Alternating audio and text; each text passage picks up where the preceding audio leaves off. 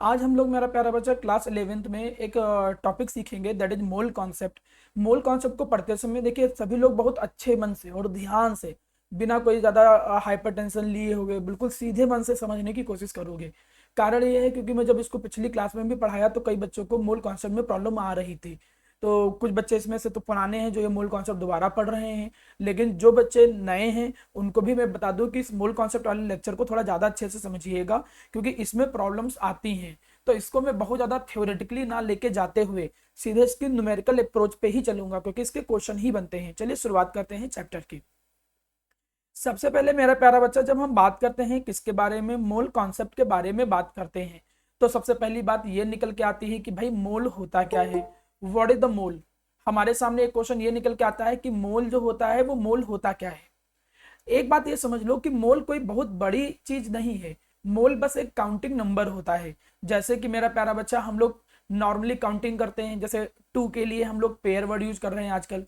जैसे दो शूज हो गए, या कोई भी टू वर्ड के लिए हम लोग आजकल पेयर वर्ड यूज करते हैं। 12 के लिए हम लोग यहाँ पर क्या यूज करते हैं, डजन यूज करते हैं, चाहे वो 12 एग्स हो, 12 बनानाज हो, कुछ भी। तो हम वहां पर जनरली 12 नंबर के लिए डजन यूज करते हैं। 48 जैसे हो गया तो 4 डजन हो गया। 500 के लिए हम लोग देखो रीम्स वर्ड यूज करते हैं। तो जब आप देख रहे हो कि कुछ कलेक्टिव नंबर्स के लिए हम एक स्पेसिफिक नाम दे दे रहे हैं, वैसे ही मोल भी कोई एक बहुत बड़ी चीज नहीं है। मोल सीधा सीधा मेरा प्यारा बच्चा क्या होता है, जैसे डजन एक नंबर है जो 12 को रिप्रेजेंट करता है, वैसे ही मोल एक नंबर है जिसकी वैल्यू कितनी होती है, 6.022 इंटू 10⁻23। इससे ज्यादा और कोई कठिन चीजें हैं ही नहीं। मतलब एक सीधी सी भाषा ये निकल के आता है कि मोल एक नंबर है जिसकी वैल्यू 6.022 इंटू 10⁻23 है। इसका हम एक नाम भी देते हैं। इसे हम कहते क्या है, इसे हम एवोगाड्रो नंबर कहते हैं। एवोगाड्रो नंबर इसलिए भी कहते हैं क्योंकि इसको जो डिस्कवर किया साइंटिस्ट एवोगाड्रो था, उन्होंने इस पर एनालिसिस और इस पर रिसर्च किया, तो इसीलिए हम इस नंबर को उनके सम्मान के तौर पे एवोगाड्रो नंबर के तौर पे जानते हैं। यहाँ ए जो है वो एवोगाड्रो को रिप्रेजेंट करता है, एन नंबर को रिप्रेजेंट करता है। ओवरऑल सीधी सी भाषा में एवोगाड्रो नंबर एक नंबर है जिसकी वैल्यू होती है सीधे सीधे 6.023 इंटू 10⁻23। बस, इससे ज्यादा और कुछ भी नहीं। चलिए इसके आगे की हम बातें करते हैं। जैसे यहाँ पर माना मैं एक बात करूं, माना एक मोल है तो एक मोल का मतलब हो गया 6.022 इंटू 10⁻23। दो मोल की बात करेंगे तो 2 से मल्टीप्लाई हो जाएगा, तो फिर इतने एटम मालिक्यूल नंबर हो जाएंगे। 0.5 मोल की बात करेंगे तो इसके हाफ हो जाएंगे, इसके हाफ का मतलब 3.011 हो जाएगा। देखो, तो मतलब एक तरीके से अब आइडिया आपके दिमाग में आ रहा होगा, इसको समझ में आ रहा होगा। मैं इसको और आसान वे में समझाता हूँ। जनरली जब मैं पिछली बार एग्जांपल देकर इसको समझाया था तो कुछ ऐसा एग्जांपल दिया था। मैंने कहा था कि माना अगर आपके पास ऐसे कुछ लिखा हो 2 डजन मैंगो, तो मैं आपसे पूछूं कितने मैंगो हो गए, तो आप बोलते थे 2 इंटू 12 इतने मैंगो हो गए। लेकिन अगर मैं कहूं कि 2 मोल मैंगो हो गए, मैं पूछूं कितने मैंगो हो गए, तो ये भी आसानी है। मोल तो एक नंबर है ना, वैल्यू कितनी होती है 6.022 इंटू 10⁻23, तो इतने मैंगो हो जाएंगे, बात खत्म। तो ओवरऑल सीधी सी भाषा में मोल कोई बहुत बड़ा कठिन टास्क नहीं है। मोल एक नंबर है जिसकी वैल्यू 6.022 इंटू 10⁻23 होती है, बस। कंफ्यूज होइएगा नहीं, इसकी वैल्यू 6.022 भी लिया जाता है, और यहां पर कभी कभी यहां पर 6.023 भी लिखा जाता है। वो तो कैलकुलेशन के लिए 0.22 ले लेते हैं। जैसे तुम लोग एक्सेलरेशन ड्यू टू ग्रेविटी, जी की वैल्यू जो पढ़ते हो आप लोग, तो 9.8 ले लेते हो metre per second square, acceleration due to gravity. Calculation करते समय कई बार उसको तुमने 10 लिया होगा, 10 मीटर पर सेकंड स्क्वायर। तो वो दोनों वैल्यू एक ही को रिप्रेजेंट करता है। तो कभी कंफ्यूज मत होना किसी को आंसर देते समय, किसी को एक्सप्लेन करते समय कि मोल 6.022 है कि 6.023 है। Both values are correct. वो किसके रिस्पेक्ट में हम लेके चल रहे हैं, कैलकुलेशन के पॉइंट ऑफ व्यू से हम ज्यादातर ये वैल्यू मान के चलते हैं। बाकी जो आपको सब कुछ सही है, कैलकुलेशन में कोई भी वैल्यू रख दो, काम चल जाएगा। तो ओवरऑल इतने डिस्कशन के बाद, इतनी जितनी भी अभी हमें जो 4-5 मिनट आपसे बातें की है, उतनी बातें समझने और सीखने के बाद एक बात समझ में आई कि भाई मोल एक नंबर होता है जिसकी वैल्यू 6.022 इंटू 10⁻23 होता है। ओके जी। अब मोल की अगर मैं डिफिनेशन की बात करूं कि मोल की डिफिनेशन क्या होती है, तो चलिए पहले हम मोल की डिफिनेशन समझ लेते हैं, फिर यहां पर जो कॉन्सेप्ट है उस कॉन्सेप्ट को समझाएंगे। चलिए पहले मोल की डिफिनेशन समझाता हूं। अगर आपसे कोई ये कहे कि भाई एक मोल है क्या, जरा इसको डिफाइन करो, तो हम बोलेंगे कि एक मोल जो होता है, जैसे 12 को हम लोगों ने डजन नाम दिया, तो मोल हम उस नंबर को कह रहे हैं, लेकिन इसकी डिफिनेशन कुछ अलग तरीके से लिखी जाती है। कैसे लिखी जाती है? ऐसे, ये कहेंगे it can be define as the number of particles, number of particles, कितने पार्टिकल्स प्रेजेंट है, नंबर ऑफ पार्टिकल्स या एटम, नंबर ऑफ पार्टिकल्स या atom present in, number of particles and atom जो प्रेजेंट है कहाँ, इन 12 ग्राम ऑफ कार्बन 12, 12 ग्राम जो carbon 12 का है उसमें कितने नंबर ऑफ एटम और पार्टिकल प्रेजेंट है। अब 12 ग्राम ऑफ कार्बन 12 में कितने एटम और पार्टिकल प्रेजेंट है, इस चीज को हमको समझने की जरूरत है, थोड़ा ध्यान से देखिए। तो इसको भी समझाता हूं। अच्छा, एक कार्बन एटम का मास 12 ग्राम नहीं होता है। अगर थोड़ा भी एटॉमिक मास तुमने 9th में पढ़ा होगा, अगर एटॉमिक मास का कॉन्सेप्ट क्लियर नहीं तो 9th के लेक्चर मैंने अपलोड कर रखे हैं, वो भी देख सकते हो आप। वैसे एक कार्बन का मास 12 ग्राम नहीं होता है, वो 12 AMU होता है, एटॉमिक मास यूनिट, या 12 U होता है। मतलब 12 ग्राम एक चीज होती है। 10 ग्राम का अगर वेट भी अपने हाथ में रखो ना तो तुमको 10 ग्राम वेट महसूस होगा। और एक कार्बन का आइटम रख लो भाई, अगर माना तुमने पेंसिल ली है, पेंसिल की जो लेड होती है थोड़ा सा तोड़ो और पेंसिल की लेड थोड़ा सा तोड़ के हाथ पे रखो, उसके अंदर कम से कम हजारों क्या लाखों कार्बन के आइटम होंगे, उसके अंदर लाखों कार्बन के आइटम होंगे, लेकिन तब भी तुमको वो 10 ग्राम नहीं लगेगा, वो कम ही लगेगा। इससे साफ साफ प्रूफ होता है कि एक कार्बन का मास 12 ग्राम नहीं होता है। ये बात अच्छे से दिमाग में बिठा लो। तो एक कार्बन का मास 12 ग्राम नहीं होता है, वो एक मोल का होता है। एक मोल का मतलब 6.023 इंटू 10⁻23, इतने पार्टिकल का मास जो होता है वो होता है 12 ग्राम। देखो यहां पर लिखा है एक मोल का मास। अब एक मोल किसका? एक मोल एटम का जो मास होगा वो एटॉमिक मास के बराबर होगा। जैसे कार्बन का एटॉमिक मास 12 ग्राम होता है ना, तो ये एक कार्बन का नहीं है, ये एक मोल कार्बन का मास है। ये बात बहुत अच्छे से दिमाग में बिठाइएगा। जैसे सोडियम का मास 23 तुम याद करते हो, 23, वो 23 यू याद करते थे, AMU, या केवल यू याद करते थे। लेकिन यहां पे जो 23 ग्राम होता है, ग्राम में जब तुम रिलेटिव मास देखते हो ग्राम में, तो ये 23 ग्राम जो है वो एक सोडियम का मास नहीं है, ये एक मोल सोडियम का मास है। सिमिलरली एक मॉलिक्यूल जो होता है उसका मास इसके बराबर नहीं होता है, मोलर मास के बराबर। CO2 का मास जो तुम निकालते थे कैसे, 12 + 2 इंटू 32 16 ऐसे करके निकालते थे, 44 आता था। लेकिन 44 U आता था। 44 ग्राम जो निकल के आ रहा है वो एक CO2 का नहीं है। ये खुद ही ऑब्जर्व करो यार, हम जब सांस छोड़ते हैं तो कितने CO2 के, लाखों करोड़ों CO2 के मॉलिक्यूल होते हैं, एक एक पार्टिकल का 44 ग्राम का होगा, हो ही नहीं सकता है। तो वो एक CO2 का नहीं होता है, वो एक मोल CO2 का होता है। तो एक मोल CO2 का मास कितना होता है? 44 ग्राम। एक मोल अमोनिया का मास वो होता है 17 ग्राम। मतलब एक, अब समझ में क्या आया? हमको यह समझ में आया कि एक मोल एटम का मास, देखिए रिप्रेजेंट हो रहा है सामने, एक मोल एटम का मास एटॉमिक मास के बराबर होता है, एक मोल मॉलिक्यूल का मास मोलर मास के बराबर होता है। ये पॉइंट बहुत अच्छे से दिमाग में बैठा लो, आपके बड़े काम आने वाला है। अब जो ये डिफिनेशन था, डिफिनेशन पे आप ध्यान दो, क्या कह रहा था कि कार्बन 12 एक एलिमेंट है। आइसोटोप्स है, मैं सिखा दूंगा, उसके लिए परेशान ना हो। 2 आइसोटोप्स होते हैं कार्बन के, 14 और 12। तो जो कार्बन 12 है उसका 12 ग्राम लो। जैसे ये माना ये कार्बन 12 है तो इसका 12 ग्राम हमने ले लिया, 12 ग्राम रखा, और उस 12 ग्राम के अंदर जितने पार्टिकल होंगे कार्बन के, जितने नंबर ऑफ पार्टिकल होंगे उसको कहेंगे एक मोल। तो अब कितने पार्टिकल हैं वो कैसे निकालेंगे? आप जितना इसका टोटल मास है जो 12 ग्राम है ना, तो 12 ग्राम टोटल हो गया, डिवाइडेड बाई किसी एक पार्टिकल के मास से डिवाइड करो तो पता चलेगा ना कितने पार्टिकल हैं।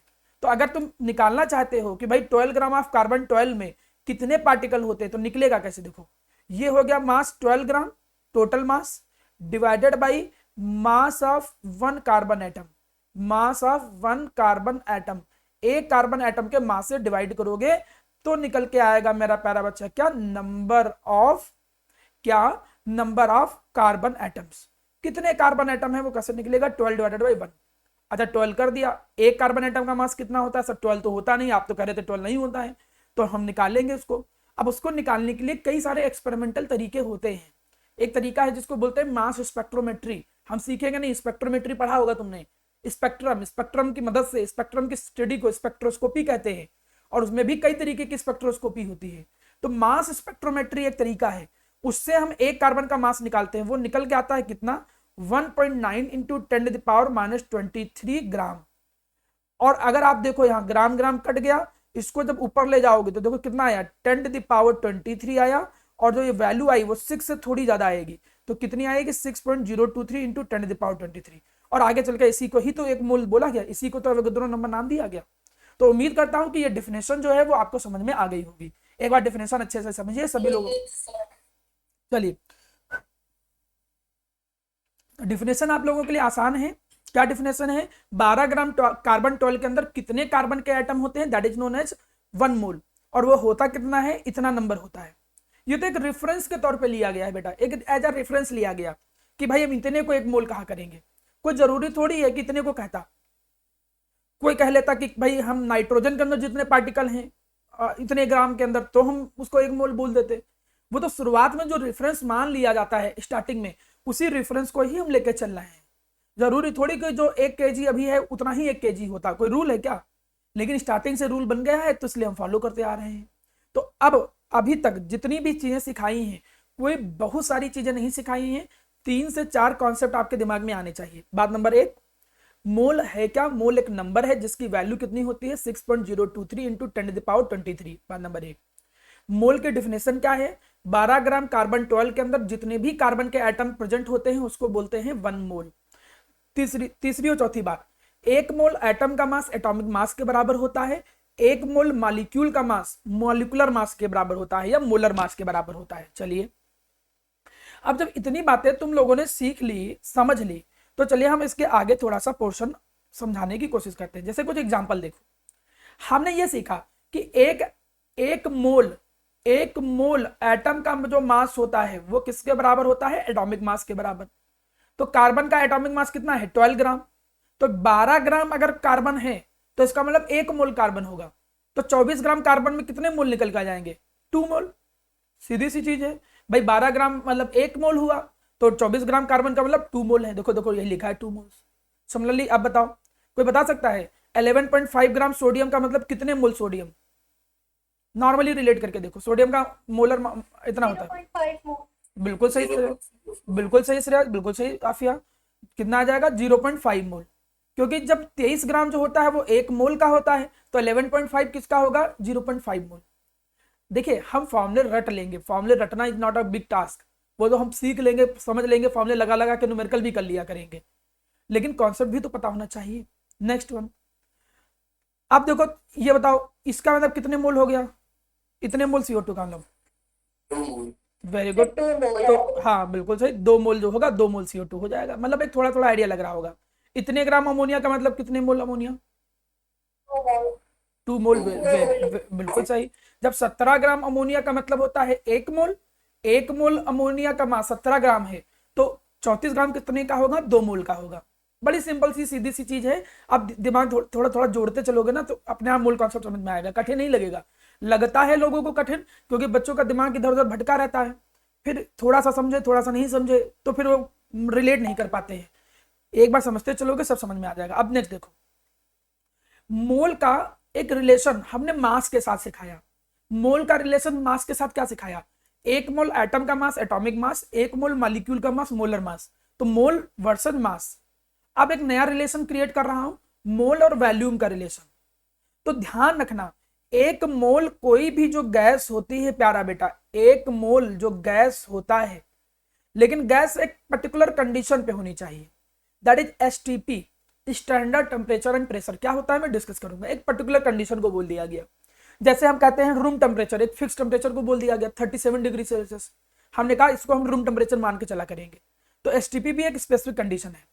अब 1 मोल, ध्यान देना, 1 मोल कोई भी गैस हो तो उसका जो वैल्यूम होता है, ये बात याद कर लेना, 1 मोल कोई भी गैस हो, डजंट मैटर कौन सी गैस, CO2 NO2 N2 कौन सी गैस, कोई भी, ये बड़ी अच्छी बात है, फर्क नहीं पड़ता यहां कौन सी गैस है। मास में तो फर्क पड़ता था कि भाई इतने इतने मोल मास। देखिए हमने कहा अगर 1 मोल N2 लेंगे तो उसका मास कुछ और आएगा, 28 आएगा। 1 मोल अमोनिया लेंगे तो उसका मास 17 ग्राम आएगा। 1 मोल O2 लेंगे उसका मास 32 ग्राम आएगा। बदलता है यहाँ पे, मास में बदलाव आता है, लेकिन वैल्यू में नहीं। वैल्यू में तो बड़ा आसान है। 1 मोल कोई भी गैस ले लो, 1 मोल गैस चाहे जो भी ले लो, चाहे N2 O2 CO2 कुछ भी ले लो, कोई भी गैस 1 मोल जो होता है वो 22.4 लीटर के बराबर होता है। उसका वैल्यूम कितना होता है? 22.4 लीटर। फर्क ही नहीं पड़ता कौन सी गैस है। लेकिन कब? जब वो STP पे हो या NTP पे हो। STP और NTP का मतलब स्टैंडर्ड टेम्परेचर प्रेशर या नॉर्मल टेम्परेचर प्रेशर, अभी मैं सिखा दूंगा। लीटर को डेसीमीटर क्यूब में कन्वर्ट करेंगे तो वही होता है 1 लीटर बराबर 1 डेसीमीटर क्यूब। तो देखिए वही चीज हो गया। मिलीलीटर में कन्वर्ट करेंगे तो 1000, 1 लीटर में 1000 होता है, मल्टीप्लाई करोगे तो 22,400 मिलीलीटर। मतलब मैं तुमसे पूछूं 1 मोल N2 गैस है, तो बताओ एसटीपी पे इसका वैल्यूम कितना होगा, लीटर में बताओ, लीटर में आंसर, सभी लोग लीटर में बताओ। 22। 2.4 चलो लीटर। अच्छा, एक एक मोल मैं बोलूं CO2 गैस, सॉरी एक मोल नहीं, 0.5 मोल CO2 गैस, अब इसका वैल्यूम एसटीपी पे कितना होगा? 11.2 लीटर। बिल्कुल सही, 11.2 लीटर हो जाएगा। मैं माना अगर कहूं कि 10 मोल, हमने कहा अमोनिया गैस, 10 मोल अमोनिया गैस का वैल्यूम एसटीपी पे कितना होगा? 224 लीटर। वेरी गुड, 224 लीटर, क्योंकि 1 मोल का होता है 22.4, तो 10 से मल्टीप्लाई कर दोगे 224। अब देखो जब अगर ये छोटे छोटे कॉन्सेप्ट बन गए ना, तो तुमको फॉर्मूला रटने पे बाउंडेशन नहीं आएगी। कोई बोले तुमसे 5.6 लीटर अमोनिया है, तो बताओ कितने मोल है अमोनिया के, तो तुम रिलेट कर ले जाओगे। 22.4 का मतलब 1 मोल होता है, तो 5.6 1/4 है, तो मतलब 0.25 मोल। तो चीजें समझ में आ जाएगा। 1 मोल कोई भी गैस है उसका वैल्यूम 22.4 लीटर होता है एसटीपी पे। अब एसटीपी समझ लो। एसटीपी जो होता है वो हम कहते किसे हैं? स्टैंडर्ड टेम्परेचर एंड प्रेशर को, या नॉर्मल, एनटीपी का मतलब normal temperature and pressure. Temperature कितना लिया जाता है? 273 केल्विन, 0 डिग्री सेल्सियस। और प्रेशर कितना लिया जाता है? That is 1 ATM. 1 एटीएम मतलब इतने MMHg प्रेशर। मैं तुमको बता दूं, कुछ कन्वर्जन तुम्हें पता भी होने चाहिए थोड़े बहुत। जब वीडियो दोबारा देखना, तुम लोगों को मैं नोट्स इसीलिए नहीं देता हूं या कोई इसकी पीडीएफ नहीं भेजता हूं कि तुम कम से कम एटलीस्ट एक बार उस लेक्चर को जरूर देखो। भाई जब तुम इसको दोबारा देखोगे, थोड़ा प्ले बैक में थोड़ा नॉर्मल की जगह थोड़ा स्पीड में कर दो। स्पीड में कर दोगे तो मान के चलो कि जो अभी स्पीड बोल रहा हूँ उसका लगभग 1.5 टाइम कर दो। तो माना अगर 50 मिनट का लेक्चर है तो 35 मिनट में हो जाएगा। फिर उससे जल्दी जल्दी तुम नोट्स बनाते चलो कॉपी में, रोक के पॉज करके समझ लोगे। तो आपके लिए बहुत अच्छा है, मैं जानबूझ के हर एक लेक्चर को रिकॉर्ड करता हूँ। अभी मैं 2 चैप्टर के बाद यूट्यूब पे डालना बंद कर दूंगा, लेकिन उसके बाद भी आपको मिलते रहेंगे लेक्चर, आपको अपने ऐप में मिलते रहेंगे। हम उसका लिंक क्रिएट करके आपको ऐप में जरूर मिलता रहेगा, मतलब हर लेक्चर आपको दोबारा मिलेगा। तो आपके सामने अच्छी चांस है कि आप रिवीजन ऐसे किया करो, ठीक, ध्यान दो। अब मेरा प्यारा बच्चा यहाँ पे समझो कि ये तो समझ में आ गया। भाई ये समझा रहा था कि एक एटीएम बराबर, एक एटीएम बराबर अगर कई अदर यूनिट में कन्वर्ट करो तो ये होता है 0.987 बार। तो इसकी एक यूनिट प्रेशर की बार भी होती है, तो कन्वर्जन फैक्टर याद होना चाहिए। बार में इतना हो जाता है, MMHg में कितना हो जाता है? 760 MMHg। पास्कल में कितना हो जाता है? 10⁵ पास्कल। तो ये याद कर लो, थोड़े से कन्वर्जन अलग से नोट डाउन कर लेना। यहां नहीं काम आएगा तो स्टेट्स ऑफ मैटर अभी एक चैप्टर आएगा आगे चल के, वहां काम आएगा, काम आएगा। ये चीज लिखा था यहाँ पे तो अभी बता दूं तो ज्यादा अच्छी बात है। अब हमको पता चल गया कि एसटीपी या एनटीपी पे 1 मोल कोई भी गैस है उसका वैल्यूम 22.4 लीटर होता है, बात खत्म। एग्जाम्पल देखो, जैसे 1 मोल हाइड्रोजन गैस 22.4 लीटर, ठीक है। 1 मोल 3 मोल N2 गैस, तो 3 मतलब 3 इंटू दिस, तो 3 इंटू दिस मतलब इतने इतने लीटर आ जाएगा। नेक्स्ट यहाँ पर आ गया माना 0.5 मोल अमोनिया, तो 11.2 लीटर आ जाएगा, तो 11.2 लीटर आ गया। यहाँ डेसीमीटर क्यूब है, वही चीज है, सेम है, लीटर एंड डेसीमीटर क्यूब। चलो जी, अब तुमने मास और वैल्यूम का रिलेशन सीखा है, मोल का। तो अब हम रिलेशन को आपस में कन्वर्ट करते हैं। रिलेशन एक्चुअली मास और वैल्यूम ही नहीं, 3 रिलेशन सीखे हैं। मोल को पार्टिकल में अगर रिलेट करो तो 1 मोल का मतलब 6.023 इंटू 10⁻23 पार्टिकल, चाहे वो एटम हो, चाहे आयन हो, चाहे मॉलिक्यूल हो, तो 6.023 इंटू 10⁻23 1 मोल मतलब। मास में 1 मोल एटम का मास एटॉमिक मास, 1 मोल मॉलिक्यूल का मास मोलर मास, वो मास का रिलेशन हो गया। वैल्यूम में 3 रिलेशन है केवल। 1 मोल कोई भी गैस है वो 22.4 लीटर एसटीपी पे, तो तीनों रिलेशन देखो। नंबर में रिलेशन क्या निकल के आता है? मास में क्या रिलेशन आता है, वैल्यू में क्या रिलेशन आता है? नंबर में रिलेशन क्या है कि 1 मोल, नंबर का रिलेशन क्या है कि 1 मोल जो होता है, 1 मोल 6.023 इंटू 10⁻23 एटम के बराबर होगा, मॉलिक्यूल के बराबर होगा, आयंस के बराबर होगा, ठीक है। 1 मोल का मास जो होगा, अगर वो एटम है तो एटॉमिक मास के बराबर हो जाएगा। देखो एटम है तो एटॉमिक मास के बराबर हो जाएगा, और मॉलिक्यूल है तो मोलर मास के बराबर हो जाएगा 1 मोल का, ठीक है। वैल्यू में रिलेशन, एक मोल किसी भी गैस का वैल्यूम 22.4 लीटर होता है एसटीपी पे या एनटीपी पे। तीन ही रिलेशन, देखिए इतना ही है केवल मोल कॉन्सेप्ट। तुम चाहे अभी 11th के लेवल की बात कर लो, चाहे तुम कॉम्पिटेटिव लेवल की बात कर लो, या कहीं पर भी जाओ, बेसिक कॉन्सेप्ट इतना है। इस कॉन्सेप्ट को खाली दिमाग में रखो, केवल तीन ही रिलेशन जरूरत पड़ता है। आप चाहो तो बिना फॉर्मूला याद किए भी काम चला सकते हो। मेन चीजें इतना याद रखना है, एक मोल का मतलब 6.023 इंटू 10⁻23 पार्टिकल, एटम या आयन। एक मोल एटम का मास, एटॉमिक मास। एक मोल मॉलिक्यूल का मास, मोलर मास। एक मोल किसी भी गैस का जो वैल्यूम होता है वो दैट इज 22.4 लीटर। बात खत्म। नेक्स्ट देखो, अब इंटर कन्वर्जन, कन्वर्जन भी तो पढ़ सकता है भाई। नंबर दे रखा है, मास दे रखा है, वैल्यूम दे रखा है, तो हो सकता है मोल दे तो वैल्यूम निकालने कहे, मोल दे तो नंबर निकालने को कहे, मोल दे तो मास निकालने को कहे। चलो मैं एक सीधी सी भाषा में बात कर रहा हूं, मैं यहां पर बात कर रहा हूं 1 मोल। चलो मैं एक छोटा सा क्वेश्चन दे रहा हूं, देखता हूं कितने लोग बता पाते हैं। 1 मोल O2, 1 मोल O2, तो 1 मोल O2 का मतलब कितने नंबर ऑफ O2 हो गए बताओ। अच्छा 1 मोल ऑफ O2 का मतलब कितने नंबर ऑफ O2 हो गए,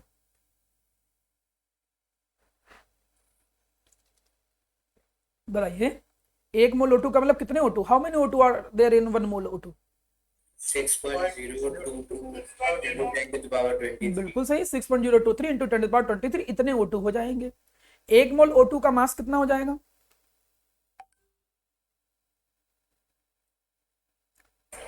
1 मोल O2 का मास 32। वेरी गुड, सही है, मतलब तुमने 1 मोल के साथ निकाल लिया। अच्छा 1 मोल O2 का वैल्यूम कितना हो जाएगा? 22 सही है, बिल्कुल सही। अब मैं छोटा सा क्वेश्चन में बदलाव करता हूं, बस मुझे इतने का आंसर दो, ठीक है। मैं बिल्कुल बच्चों वाले कॉन्सेप्ट से चालू कर रहा हूँ। 10 मोल O2 है तो 10 मोल O2 का अच्छा देखिए, पहले तो नंबर में कंफ्यूज मत हुआ करो। मैं भाई यार 10 डजन O2 बोलता ना, पूछता कितने O2, तो 10 डजन का मतलब 120 O2, ऐसे उसी से बोल देते। 10 को 12 से मल्टीप्लाई करना ना, सेकंड का टाइम नहीं लगाते, तुरंत बोल देते। 10 मोल लिख दिया तो प्रॉब्लम होने लगती है। अब मुझे 10 मोल O2 का मतलब बताओ कितने O2 हुए, कितना मास निकलेगा और कितना वैल्यूम निकलेगा, ये बताओ। अच्छा नंबर होगा 6.022 into 10 to the power 24. 6.023 into 10⁻23 into 10 करोगे तो 6.023 इंटू 10⁻24, क्योंकि 10 मोल है, 1 मोल का होता है इतना, इसलिए इतने इतने O2 आ गए। Very good. चलो 10 मोल O2 का मास कितना आएगा? एक O2 का मास, हाँ बिल्कुल सही। 1 मोल O2 का मास मोलर मास के बराबर है, तो 10 मोल का मतलब 10 इंटू मोलर मास, तो मतलब 32 इंटू 320 ग्राम। ठीक है। 1 मोल, हाँ बिल्कुल सही। 1 मोल गैस का वैल्यूम 22.4 होता है, तो 10 मोल का कितना आ जाएगा? 224, मतलब 22.4 लीटर इंटू 10, इतने लीटर एसटीपी पे हो जाएगा। बात खत्म। लेकिन जरूरी थोड़ी है कि क्वेश्चन जो आए वो मोल से तुमको नंबर में दे, मोल से मास में दे, मोल से वैल्यूम में दे, ऐसा नहीं जरूरी है। उल्टा भी तो रिलेशन आ सकता है, कहे कि इतना मास है, इतने ग्राम, कोई बोले कि 3.2 ग्राम O2 है, तो कितने मोल होगा, तो उल्टा कन्वर्जन आ गया ना।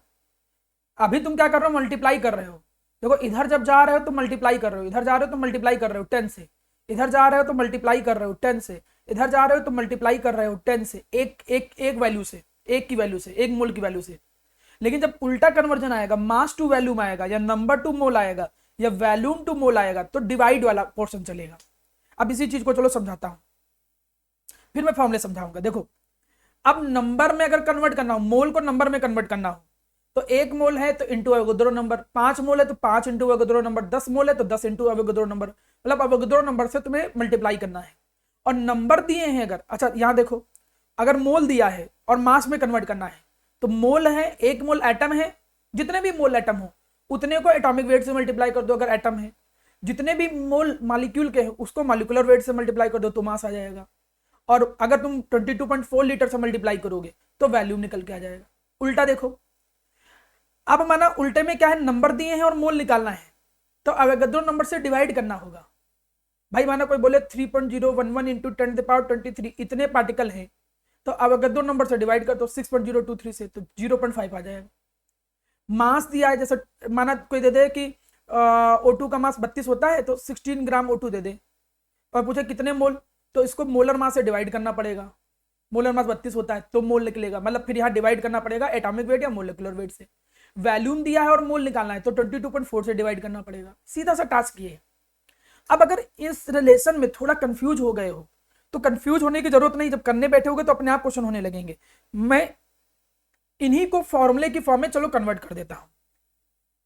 3 फॉर्मूले आपको याद करने हैं, पिछली बार भी जब मैंने पढ़ाया तो यही बात बोली थी, केवल और केवल 3 फॉर्मूले ही आपको जरूरत पड़ेंगे। एन क्या है, नंबर ऑफ मोल, यहां पर आ गया नंबर ऑफ मोल्स एन। तो नंबर ऑफ मोल निकालने के केवल 3 फॉर्मूले हैं बस। देखो कौन कौन से 3 फॉर्मूले, हमने कहा था 3 रिलेशन थे तो 3 फॉर्मूले आएंगे। माना कभी मास दिया हो तो मोल निकालना हो तो कैसे करेंगे, हमने कहा नहीं था डिवाइड करोगे, तो किससे डिवाइड करोगे, मास जो दिया हो उसको, अगर एटम है तो एटॉमिक मास से डिवाइड करो या फिर मोलर मास से डिवाइड करो, तो उससे क्या निकल के आ जाया करेगा, मोल आ जाया करेगा अगर मास गिवन है। अगर पार्टिकल गिवन है तो जितने भी पार्टिकल्स गिवन हो, number of particles given, number of particles given, जितने भी पार्टिकल दिए हों डिवाइडेड बाई अवोगाद्रो नंबर से डिवाइड करो 6.023 इंटू 10⁻23 या 22 ले लो, इससे डिवाइड करो तो मोल आ जाएगा। अगर वैल्यूम गिवन है तो given volume of gas, gas का जो वैल्यूम दिया है किस पे दिया है, एट एसटीपी, जो एसटीपी पे वैल्यूम दिया है डिवाइडेड बाई 22.4 लीटर, बात खत्म। मैं एक एक छोटा छोटा क्वेश्चन करके बताता हूं जिससे समझ में भी आ जाए। देखो जैसे माना कोई कहे 1.7 ग्राम, मैं क्वेश्चन दे रहा हूं समझो, माना तुमसे कोई क्वेश्चन कहे कि 1.7 ग्राम अमोनिया है, तो 1.7 ग्राम अमोनिया का मतलब कितने मोल ऑफ अमोनिया, तो फॉर्मूला क्या लगाओगे, गिवन मास कितना है 1.7 ग्राम और अमोनिया का मोलर मास, ये तो यार निकालना आना चाहिए। तो बच्चों वाली चीज तो नहीं पूछना चाहिए आपको, अगर नहीं आता है तो चुपके से 9th और 10th के लेक्चर देख लो, आप हमें टॉपिक भेज दो, मैं आपको लिंक भेज दूंगा, आप पुराने लेक्चर देखो कैसे मोलर मास निकलता है। तो इसका मास ऐड किए 14, इसका निकालिए 3:1 तो 17 आ गया, सॉल्व किए तो कितना आया 0.1 मोल। देखो तब ये फॉर्मूला लगता है, जब मास दिया हो मोल निकालना हो तो ये फॉर्मूला लगता है। अब पार्टिकल माना दिए हो, जैसे ईयर रिलेशन देख लो, यहाँ पर दूसरा रिलेशन, माना कोई कहे कि 3.011 इंटू 10⁻23 इतने CO2 के मालिक्यूल है, तो बताओ कितने number of mole of CO2 हो गए। तो जो पार्टिकल दिए हुए हैं, हाँ कोई बताना चाहे बता भी सकता है, जितने पार्टिकल दिए हुए हैं डिवाइडेड बाई एवोगाद्रो नंबर। भाई जब पार्टिकल दिए हैं तो डिवाइडेड बाई एवोगाद्रो नंबर करके करोगे तो 0.5 मोल आ जाएगा। वैल्यूम दिया हुआ होगा तो वैल्यूम वाला भी रिलेशन यूज कर लो, काहे के लिए परेशान होना। माना कोई दे 5.6 लीटर O2 गैस, कोई पूछे कितने number of mole of O2 है, number of mole of O2 निकालो। मैंने मोल फ्रैक्शन में भी ये पढ़ाया था, मोल वाला निकालने का फॉर्मूला।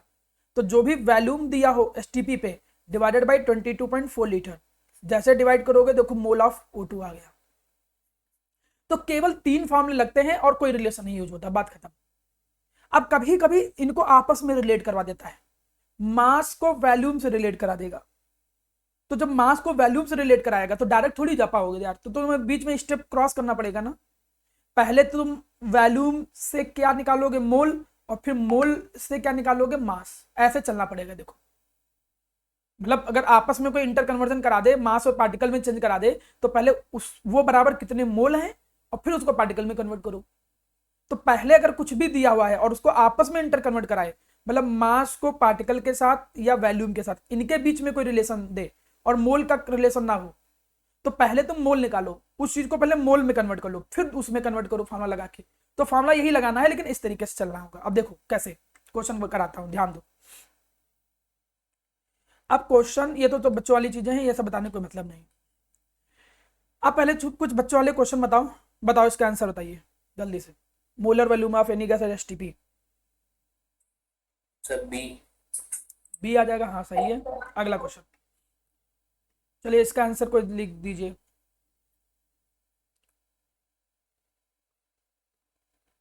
देखो कौन कर पा रहा है। सर डी डी सही नहीं कर रहे हो, थोड़ा ध्यान दो। सर 224 बी बी, हाँ बी आ जाएगा, बी सही है बिल्कुल। अमन तुमने आंसर दिया क्या, यस सर। ठीक है।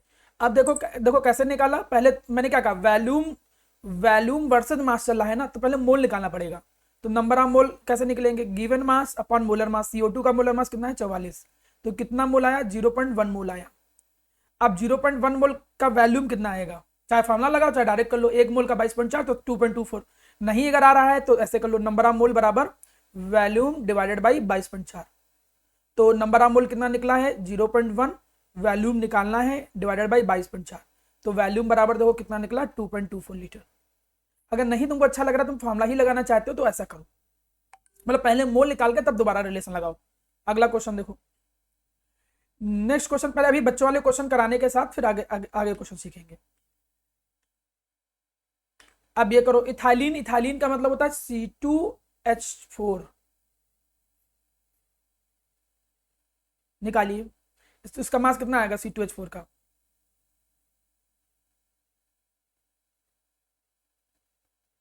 24 2 26, 26 आ जाएगा।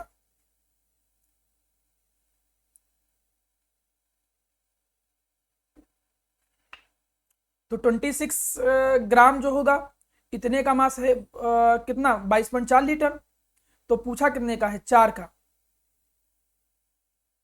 निकाल पाओगे कोई लोग? सर 3.2। 3.2 आ गया देखो। तो देखो नहीं 12 दूनी 24 और 4 था, ये 28 था, हाँ 28 था, गलत कर दिया। तो 28 का मास 22.4 है, तो 4 ग्राम का कितना निकलेगा, 4 ग्राम का निकालना था तो 4 ग्राम का निकाल लिए। 28 ग्राम का 22.4 है, तो एक आएगा 22.4 इंटू 28 इंटू 4 ग्राम का, तो सॉल्व किया तो 3.2 आ गया। नेक्स्ट देखो, अब इसके अंदर निकालो, अच्छा कितने, इतने ग्राम अमोनिया के अंदर कितने एटम होंगे। फिर समझो मास और एटम के बीच का रिलेशन है, तो मैंने हमेशा बोला है क्रॉस क्वेश्चन दे तो पहले मोल निकाल लो। तो मोल कैसे निकलेंगे, मोल ऑफ अमोनिया देखो कैसे निकलेंगे, given mass 4.25 divided by molar mass, भाई मास है ना तो मोलर मास से डिवाइड करो 17, तो ये डिवाइड करोगे तो लगभग लगभग कितना आ जाएगा, ये 4 आ जाएगा ना, 1/4। देखो 4 चौको 16, 25 चौको 16, हाँ 1/4 मोल। पूरा क्यों सॉल्व करो। अब देखो जब मोल आ गया तब तुम पार्टिकल निकाल लो कितने एटम है, तो अब मोल और पार्टिकल के बीच रिलेशन लग लो कि कितने एटम या पार्टिकल हैं डिवाइडेड बाई एवोगाड्रो नंबर। मोल की वैल्यू उठा के यहाँ रख दो, तो कितना आया 1/4, पार्टिकल पूछा गया था डिवाइडेड बाई एवोगाड्रो नंबर, तो एवोगाड्रो नंबर डिवाइडेड बाई 4 इतना आया, मतलब 6.023 इंटू 10⁻23 डिवाइडेड बाई 4, तो लगभग ये 1 पॉइंट समथिंग इंटू 10⁻23, तो आंसर पहला आ गया। ठीक है, तो आप आराम से करो। नहीं पहला क्यों आएगा, गलत कर दिया ना, सर बी है। बी आएगा, वो 4 और फिर 5 1.5, तो बी आंसर आ जाएगा। 1.5। हाँ बिल्कुल सही। तो अब देखिए तुम लोग अब छोटे छोटे क्वेश्चन कर सकते हो, अब ऐसा नहीं कहेंगे कि यार कोई बहुत कठिन चीज रह गई है, अब आप लोगों से छोटे छोटे क्वेश्चन तो हो सकते हैं। चले ये वाला क्वेश्चन और बताइए, अच्छा फिर एसटीपी पे नंबर ऑफ मोल कितने आएंगे ये बता दो, ऐसे ही डायरेक्ट करके बता सकते हो तुम लोग बिना किए। सर सी आ जाएगा, बिल्कुल सही अमन। क्यों, क्योंकि 22.4 लीटर जो होता है वो 1 मोल के बराबर होता है।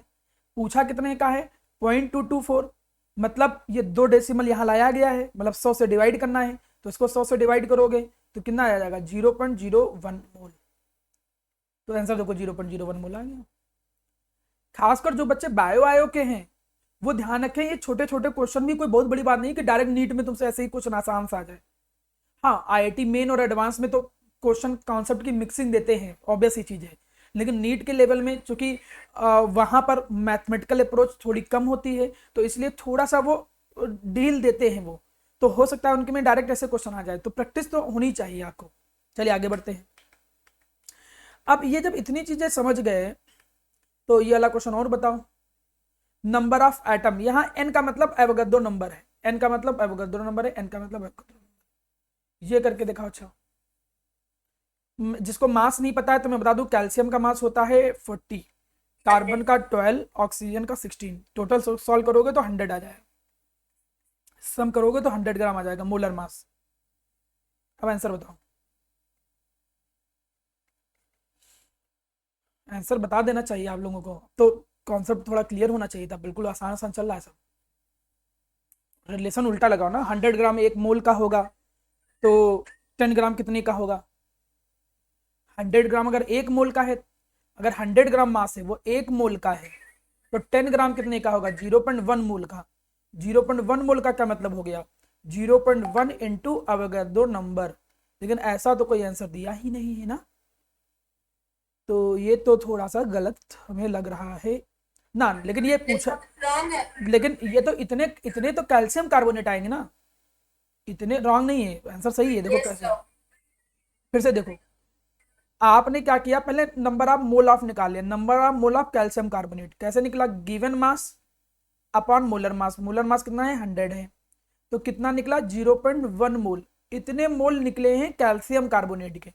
लेकिन क्वेश्चन अगर पढ़ो तो ये नहीं कह रहा है कि कैल्शियम कार्बोनेट कितने हैं, वो कह रहा है कितने एटम हैं। तो एक कैल्शियम कार्बोनेट में कितने एटम है बताओ? एक कैल्शियम कार्बोनेट में कितने हैं? In one calcium carbonate how many atom are there? 5। Five. बिल्कुल 5 है। 1 2 और 3 5। तो टोटल कितने इसके अंदर, टोटल कितने हो जाएंगे? 0.1 मोल इंटू 5, मतलब 0.5 मोल एटम, इतने एटम टोटल आएंगे। और मोल का मतलब होता है Avogadro number, 0.5 mole of Na atoms. तो आंसर देखो बी आ गया। हो गया क्वेश्चन, कोई बहुत कठिन क्वेश्चन थोड़ी था, सिंपल सिंपल क्वेश्चन है। यस। लेकिन अब देखो, डरोगे अगर तुम मोल कॉन्सेप्ट से और प्रैक्टिस नहीं करोगे तो यार नहीं आ सकता तुम्हें मोल कॉन्सेप्ट, ये बात समझ लो। इसमें तुमको कोई भी शक्तिमान बन के आ जाए, कोई कुछ भी पढ़ा दे। मैं देखता हूँ कि आजकल जो बड़े बड़े तुम लोग नाम सुनते हो कि इनका नाम, उस कोचिंग का नाम, ये नाम, मैं देखता हूँ वो लोग केवल फॉर्मूले सिखाते हैं। कोई किसी के पढ़ाने से तो कुछ नहीं होता है, केवल तुम जब तक अपने हाथ नहीं चलाओगे, खुद प्रैक्टिस नहीं करोगे, तुम नहीं सीख सकते हो। ये बिल्कुल सत्य है प्यारा बेटा। केवल पैसा बर्बाद करना, कहीं से कुछ भी ज्वाइन कर लो, कोई फर्क नहीं पड़ता, चाहे तुम यहाँ पढ़ो चाहे कहीं भी पढ़ो, इवन कहीं भी जाओ, तुम नहीं मेहनत करोगे तुमको नहीं समझ में आएगा। कोई बहुत बढ़िया सिखा देता, देखिए वे ऑफ कम्युनिकेशन तो मैं मैटर मानता हूँ कि हाँ टीचर का वे ऑफ कम्युनिकेशन अच्छा होना चाहिए, जो वो बोलता है उसके कंटेंट में कोई एरर्स नहीं होने चाहिए ज़्यादा, तो ये सब चीज़ें तो क्वालिटी होता है, बाकी कहीं कोई अंतर नहीं। अगर तुम आजकल जो भी कोई भी ठीक ठाक अगर लोग पढ़ा रहा है तो कम्युनिकेशन उसका ठीक है तभी वो पढ़ा रहा है, नहीं तो वो कहीं और होता। ठीक, अगर उसका 4-5 साल का कुछ भी एक्सपीरियंस है तो इसका मतलब वो कंटेंट भी सही दे रहा होगा, नहीं तो एग्जिस्ट ही नहीं करता वो। अब इसके बाद फिर रह क्या जाता है, मतलब अब सब कुछ सेम हो गया हर चीज जगह, 19-21 का भले अंतर हो, बाकी हर जगह सेम हो गया, मतलब अब तुम्हारी केवल मेहनत ही है जो लोगों से अलग तुमको बनाएगी। तो ये बात जितने अच्छे से दिमाग में बैठा लोगे ये उतना ही सही है। और एक बात मैं तुमको और बताऊं, जो कम्पिटेटिव अप्रोच को लेके पढ़ते हैं, जैसे मैं कई बच्चों को देखा, यहाँ पर भी कई बच्चे आए, उन्होंने कहा सर हम केवल आईटी नीट की ही तैयारी करेंगे। तो अब मैं चाहता तो मैं आईटी नीट का बैच बना देता और मैं पढ़ाता रहता, कोई बहुत बड़ी बात थोड़ी थी। लेकिन मैं क्या पढ़ाता, यही पढ़ाता, कुछ करता थोड़ी, ऐसे ही ऑब्जेक्टिव क्वेश्चन और प्रैक्टिस कराने लग जाता। तो जो तुम अभी बेसिक लेवल पे पढ़ रहे हो वो भी कम्पिटेटिव अप्रोच का बेस है। अब जब एक बार बेस क्रिएट हो जाए, लगने लगे, कॉन्फिडेंस हो जाए, इसके बाद देन कम्पिटेटिव अप्रोच के लिए बढ़ जाओ। आप हमसे अलग से बात करोगे सर अब हमको हाँ कंपटीशन का पढ़ना है, मेरे स्कूल में भी नंबर ठीक ठाक आने लगे हैं, मैंने जितने चैप्टर पढ़े हैं 4-5 उनमें कॉन्फिडेंस भी मुझे अच्छा है। देखिए ये चीज पहले आनी चाहिए कि आपका कॉन्फिडेंस। मैं हजारों बच्चों को देखता हूँ हर साल, हजारों क्या, मैं चाहे वो डीपीएस के बच्चे हों, मुझे ऐसे कई बच्चों के नाम याद हैं जो पढ़ने में बहुत अच्छे थे, 95% और ऐसे नंबर लाते हैं। जैसे एक अरूबा बच्ची थी, 2 साल कहीं एक बड़ी जगह पे गई, और भी बच्चे थे इधर उधर, कई सारे बच्चे थे वो डीपीएस के थे, और भी कोचिंग में जानता हूँ सब बच्चे। तो हुआ क्या कि प्रैक्टिस नहीं किया किसी ने, कॉन्सेप्ट आप जब नहीं क्रिएट करोगे, आपको 2 चैप्टर पढ़ाए गए, जिम्मेदारी आपकी क्या बनती है कि आप जिस भी बोर्ड में हो अपनी बुक उठाइए, एक एक क्वेश्चन लगाइए, उसके छोटे छोटे क्वेश्चन लगाइए, पूछिए, 2-3 क्वेश्चन में जब कॉन्फिडेंस आ जाए कि हाँ सर अब हमको आ गया है, अब हम क्वेश्चन कर ले जा रहे हैं, मुझे नंबर भी अच्छे अच्छे आ जा रहे हैं, जब तक तुम ये अप्रोच नहीं क्रैक करोगे, ये इतनी इतनी जो गोल है छोटा वाला, इसको नहीं क्रैक करोगे, तब तक तुम कुछ भी पढ़ लो कोई मतलब नहीं। ये बात मैं चूंकि बहुत क्लास हो चुकी है इसलिए अब आपको कंटेंट देना चाहता हूं कि आप इसी अप्रोच से मेहनत करो, फिर आपके लिए कुछ भी कठिन नहीं है। मैं पता नहीं कितने बच्चों को जानता हूं, एक एग्जांपल मेरे सामने एक बच्चा था जो बहुत 11 भी पढ़ाया 12 भी पढ़ाया, 95% आया। ठीक, 95% के बाद क्या हुआ कि भाई उनकी फीस भी हम लोगों ने बहुत कम कर दी, क्योंकि उन्होंने कहा कि नहीं पैसे नहीं है हमारे पास, बहुत ज़्यादा हमारे पास ऐसी कंडीशन है, तो लगभग ना के बराबर फीस ही लिया हमने। फिर जैसे 12th हुआ तो फिर उनको जाना था कोटा, फिर वो 2 लाख रुपए उनके निकल आए, पता नहीं कहाँ से इनको 2-2.5 लाख रुपए निकल आए कोटा जाने के लिए। हमारे यहाँ सोचो इतनी कम फीस पे काम किए, जबकि मैंने 10th में भी उनको परसेंटेज दिलाया 95, 12th में भी दिलाया 95%। अब उसके बाद वो जब कोटा गए तो उसके बाद साथ जानते भी हो तुम लोग, एक अभिषेक तिवारी है, बात तो मेरी अभी भी बच्चों से होती है, तो अब हुआ क्या कि वहां से वो लौट के आए तैयारी करके, 1.5 साल में लगता तैयारी किया, परसेंटाइल कितना आया आईआईटी मेन में, 72 परसेंटाइल। क्या मतलब रह गया तुम वहां जाके तैयारी करने से, जबकि पढ़ने में अच्छा था, ये भी नहीं कि पढ़ने में अच्छा नहीं था, लेकिन होता है ना कि डिस्ट्रक्शन बहुत सारे होते हैं। और इवन जहां हम यहाँ पढ़ाते थे बच्चों को बोर्ड के लेवल में प्लस थोड़ा सा एक्स्ट्रा जो फाउंडेशन बचे थे वो भी 99 परसेंटाइल पाए हैं, कई बच्चे थे जो 99 परसेंटाइल पाए हैं।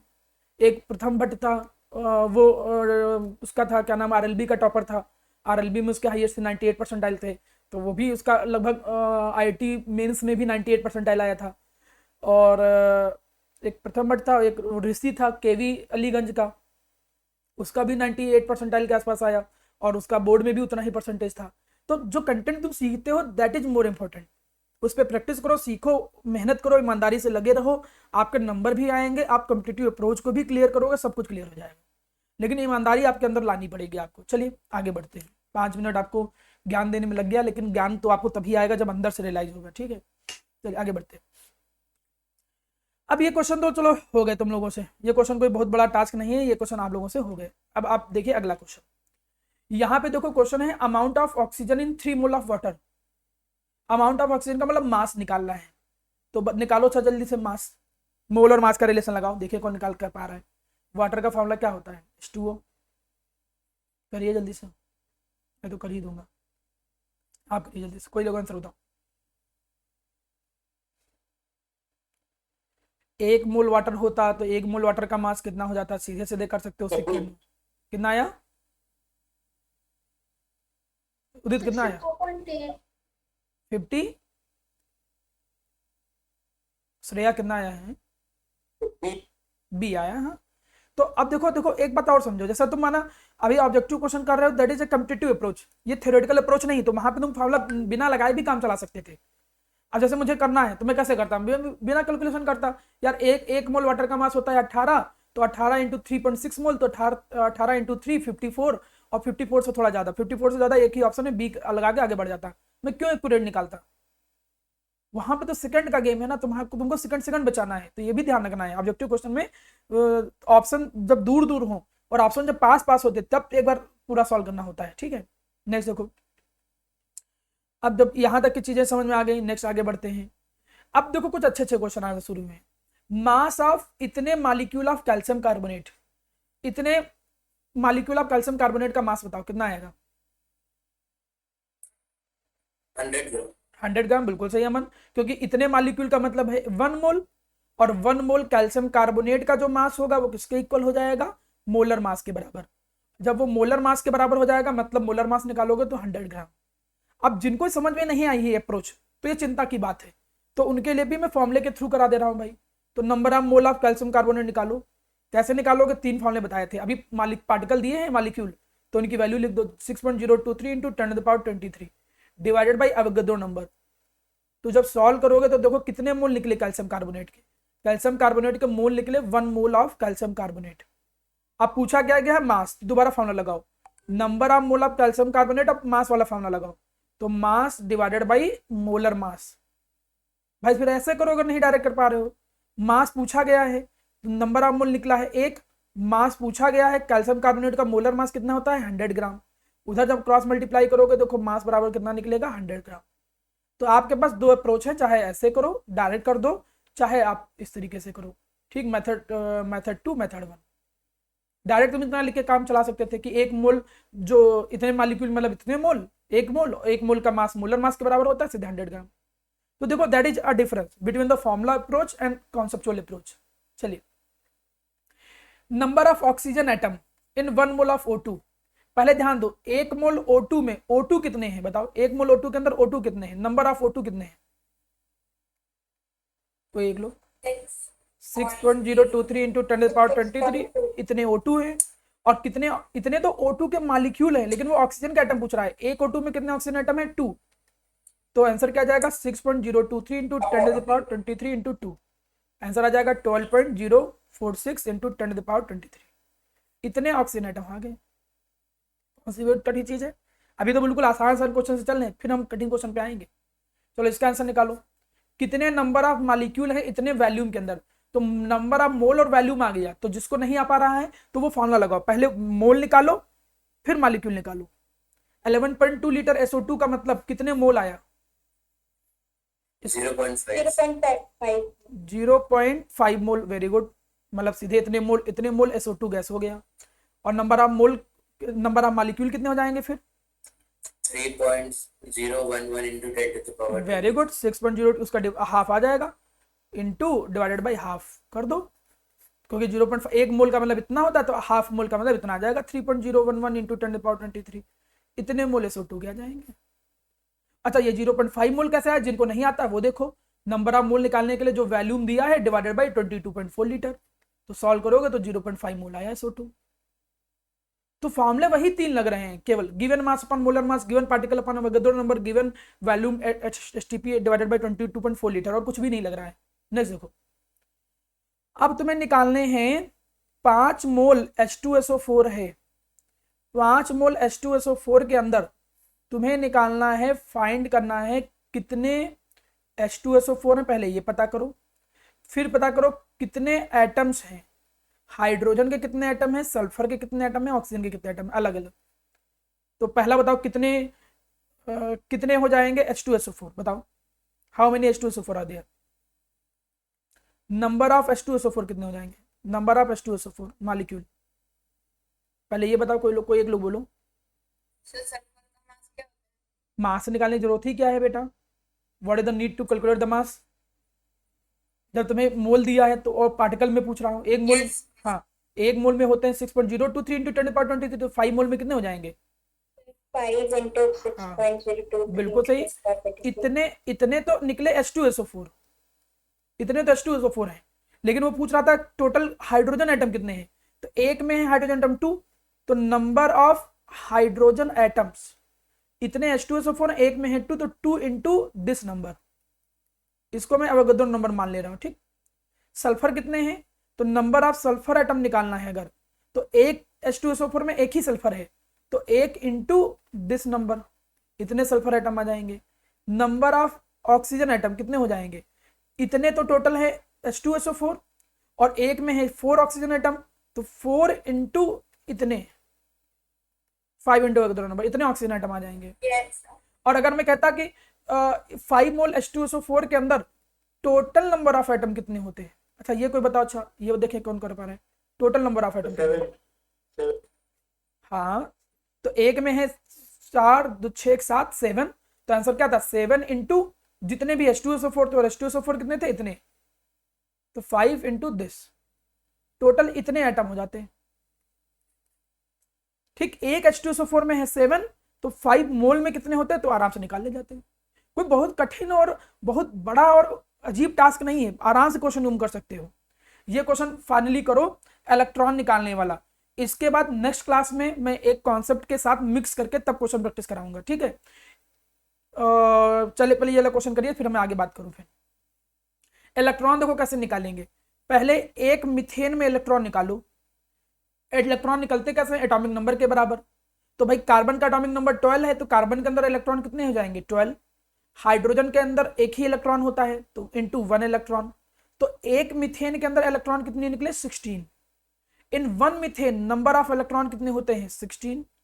तो टोटल तुम ये निकाल लो, इतने ग्राम मीथेन के अंदर मीथेन कितने हैं, लेकिन नंबर ऑफ मीथेन तो तब निकल पाएंगे जब मोल पता होगा तुम्हें। तो पहले निकालो number of mole of methane. Number of mole of methane का फॉर्मूला क्या लगाओगे? Given mass upon molar mass. Very good, हाँ बिल्कुल 1.6, और इसका मास 0.1 मोल आया। 0.1 मोल का मतलब कितने नंबर ऑफ मीथेन हो गए, तो that is 0.1 into 6.023 into 10 to the power 23, मतलब कितना आया? 6.023 इंटू 10 to the power 22। इतने मीथेन के मॉलिक्यूल हैं, और एक मीथेन के अंदर कितने इलेक्ट्रॉन है? 16। तो टोटल नंबर ऑफ इलेक्ट्रॉन देखो, 16 into 6.023. हाँ बिल्कुल सही, जितने मीथेन है इंटू एक में जितने इलेक्ट्रॉन है मल्टीप्लाई कर दो, देखो टोटल नंबर ऑफ इलेक्ट्रॉन आ गए। तो कोई बहुत कठिन और कोई हाइपोथेटिकल कॉन्सेप्ट नहीं थे, मतलब बहुत चीजें आसान आसान थी, कोई बहुत बड़ी बड़ी बातें नहीं थी। अब मेरी बात ध्यान सुनिए, अभी मोल कॉन्सेप्ट का लगभग बेसिक कॉन्सेप्ट दे दिया मैंने, क्वेश्चन प्रैक्टिस आपको करा दिए हैं, ठीक है।